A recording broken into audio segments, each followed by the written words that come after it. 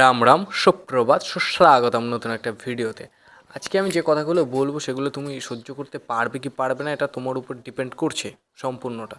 Because আজকে কিছু অত্যাধিক সত্য কথা বলতে চাই। দেখো, আমরা এখন বর্তমানে এমন একটা সিচুয়েশানে দাঁড়িয়ে আছি, আমরা ইগনোর করতে করতে এমন জিনিস ইগনোর করে ফেলছি যেটা করা উচিত নয়। দেখো, আমাদের আশেপাশে এমন ঘটনা ঘটছে বা এমন ঘটনা ঘটাচ্ছে যেগুলোকে ইগনোর করা একদমই উচিত নয়, কিন্তু আমরা তাও ইগনোর করছি। এটা অভ্যাসে দাঁড়িয়ে গেছে। ইগনোর করাটা ঠিক আছে, কিন্তু খারাপ কার্যটাকে ইগনোর করো, ভালো কার্যটাকে নয়।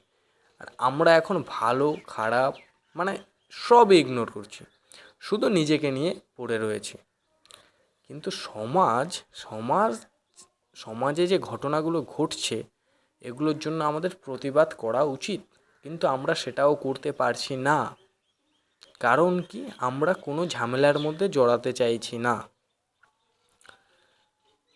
এটা কোন দিক থেকে নেয় আমি জানি না, কিন্তু আমাদের জড়াতে হবে এবং আমাদের দেখতে হবে যে সমাজে কি চলছে, আশেপাশে কি ঘটনা ঘটছে। কিন্তু আমরা এই জিনিসগুলোকে নজর আন্দাজ করি, মানে এগুলোকে আমরা দেখতে চাই না। আমরা চোখ বন্ধ করে থাকি। আমাদের সামনে কোনো মেয়েদের ওপর অত্যাচার করা হচ্ছে, আমরা সেটাকে ভিডিওর মাধ্যমে রেকর্ড করি, ফোনের মাধ্যমে রেকর্ড করি, কিন্তু জিনিসটাকে আমরা প্রতিবাদ করি না।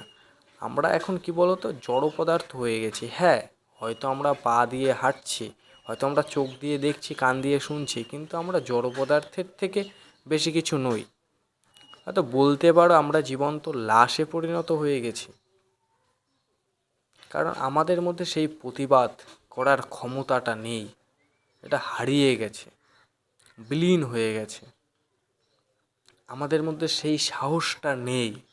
হ্যাঁ, তোমরা উপরে উপরে বলতেই পারো যে আমার মধ্যে অনেক সাহস, অনেক সাহস। একবার ফ্যামিলি ত্যাগ করে তুমি কোনো কার্যের জন্য লড়াই করো তো। তুমি যেখানে জানো তোমার মৃত্যু নিশ্চিত, তুমি একবার ওখানে দাঁড়ানোর চেষ্টা করো তো। কখনো পারবে না এবং কখনো দাঁড়াবেও না। কারণ কারণ হচ্ছে গিয়ে ফ্যামিলি, কারণ হচ্ছে গিয়ে তুমি নিজে। কারণ তুমি তোমার দেহটাকে ভালোবেসে ফেলেছো। দেহটাকে ভালোবাসা ভালো, কিন্তু কারোর রক্ষার্থে নিজের প্রাণটাও বলিদান করা উচিত, যা আমাদের ইতিহাস শেখায়। কিন্তু আমরা কখনো তার উপর বিচার বিবেচনা করি না। সো আমরা এখন জীবন্ত লাশে পরিণত হয়ে গেছি। So bye bye, take care, ভালো থেকো।